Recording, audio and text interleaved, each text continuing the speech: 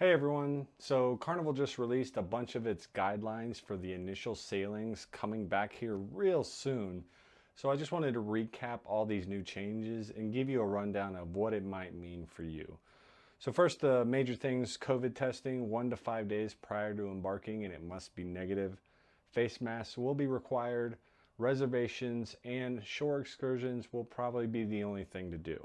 So you can only board during your boarding time. Anyone arriving early will be turned away, and visitors will not be allowed in the terminal.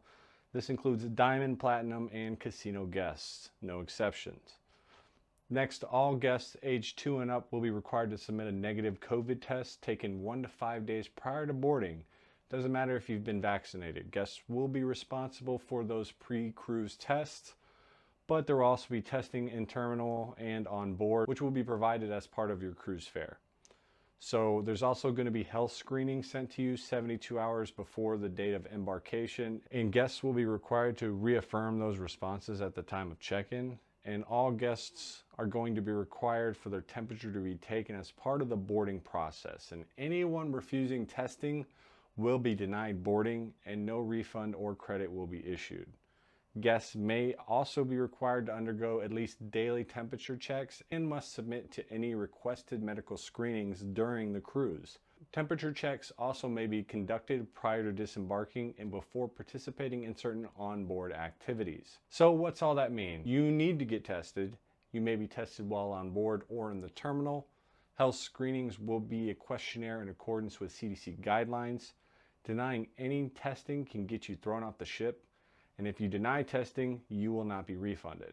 If you do get quarantined or denied boarding, you will receive future cruise credit or a prorated refund. This means you should probably have a passport as well in case you do get debarked in a foreign port and need to fly home. Another thing is wash your hands, which you know that. Use hand sanitizers and wipes. All guests over the age of 2 will be required to wear masks when they're indoors, except when in their own stateroom, while eating and drinking seated at a table, and when using the cardio equipment at the gym. So guests will be required to wear a mask outdoors when physical distancing cannot be maintained. Masks should have 2 or more layers and should be worn over the nose and mouth. Masks will be provided in staterooms on a limited basis. Access to certain areas and public spaces will be limited. They may also implement a reservation system for some areas such as pools, gyms, casinos, restaurants, bars, and entertainment. And you're going to be required to stay 6 feet apart from any other people who are not part of your cruise party. So what's all that mean? Well, social distancing will be implemented and enforced. You'll need to wear a mask pretty much all the time outside your cabin unless you're eating or drinking at a table or working out. Shore excursions. During the initial return to sailing, guests are only going to be allowed to participate in excursions or activities executed and escorted by vetted tour operators who maintain Carnival's level of COVID-19 controls. Shoreside visits may also be limited to port areas that have no public access. Self-exploration or non-Carnival sponsored excursions will not be permitted.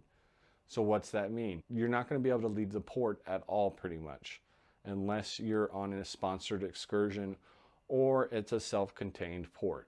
This policy is going to apply to all sailings that have been scheduled during the declared public health emergency involving COVID-19.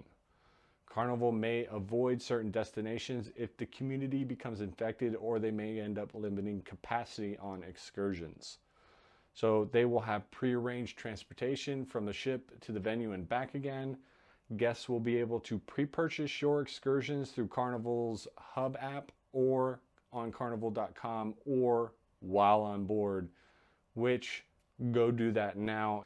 The way this is going is that you're pretty much not going to be able to leave the ship unless you're on an excursion. So you better get those excursions now, book them now. So all guests will have to comply with the physical distancing, mask wearing, and all other COVID-19 related requirements throughout the duration of shore excursions. So there may also be additional restrictions during shore excursions depending on what the local conditions are. Any non-compliance by guests or members of a guest traveling party with Carnival's COVID-19 policies and procedures shall be grounds for refusal to reboard after going ashore or other steps may be deemed necessary in Carnival's sole discretion to protect the health and safety of others. So if a guest is denied boarding or disembarked due to failure to comply with these policies and procedures, they will not be entitled to a refund, credit, or compensation of any kind. Guests will be solely responsible for all costs and fines, including, without limitation, travel expenses. So from this, I think a lot of people are going to end up canceling or rescheduling, but that's not going to be stopping us. We have a cruise booked for May 8th on the Carnival Vista out of Galveston. So make sure you subscribe for updates so we get a chance to go on one of the first Carnival cruises back. Thanks for watching, everyone. I'll see you next time.